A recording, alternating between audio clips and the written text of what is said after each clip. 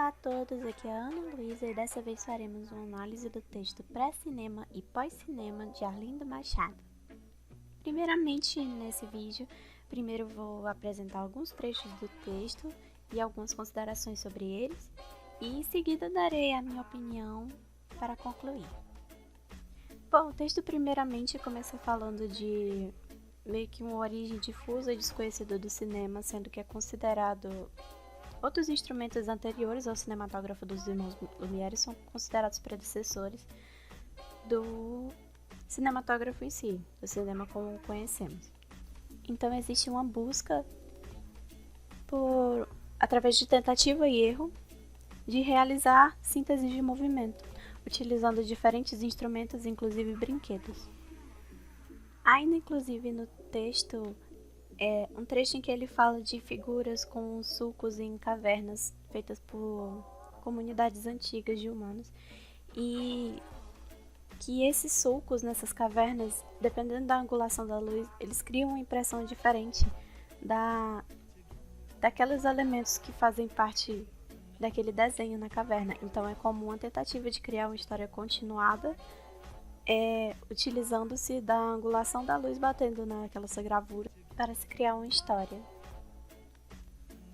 Como podemos ler no trecho 1, de alguns trechos que eu destaquei do texto, o que estou tentando demonstrar é que os artistas do Paleolítico tinham os instrumentos do pintor, mas os olhos e a mente do cineasta.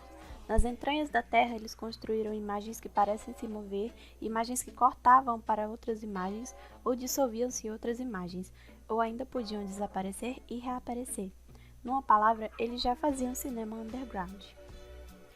Em seguida, eles consideram que os birimbelos, brinquedos, bugigangas dos possuídos pela imaginação, que eram ilusionistas, curiosos, oportunistas, artistas de rua.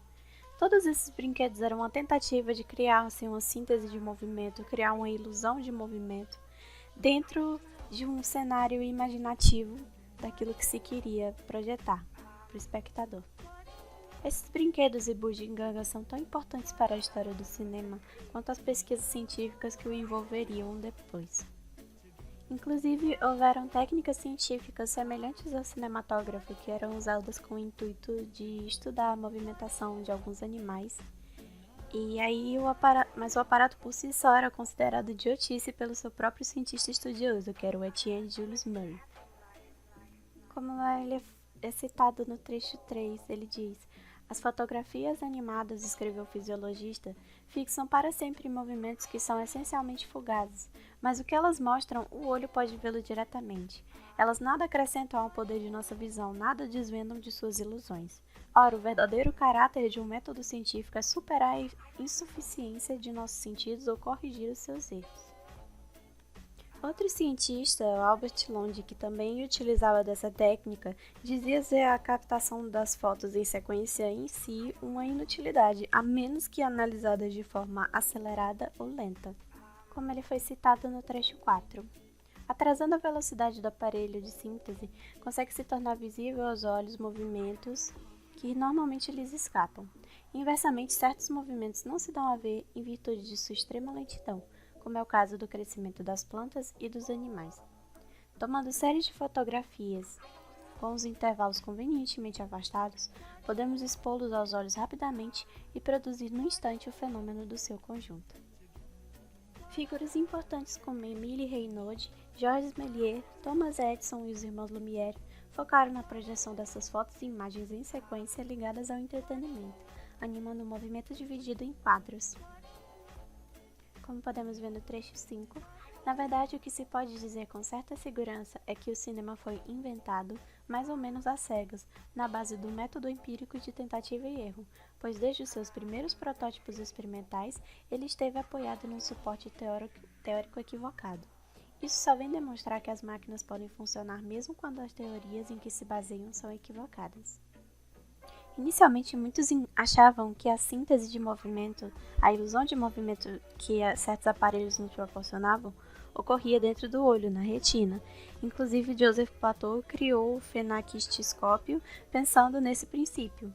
Foi então que Max Wertheimer descobriu que existe um fenômeno chamado fenômeno Phi, e que esse fenômeno explica a ilusão de movimento e que ela é criada dentro do nosso psicológico. Ele é um efeito psicológico e não visual. Depois no texto, ele liga também a visão de uma projeção da realidade ao mito da caverna de Platão, onde homens presos em uma caverna acreditam que as sombras que eles veem projetadas no fundo da caverna são a realidade, assim como os sons dos passantes que reverberam lá dentro.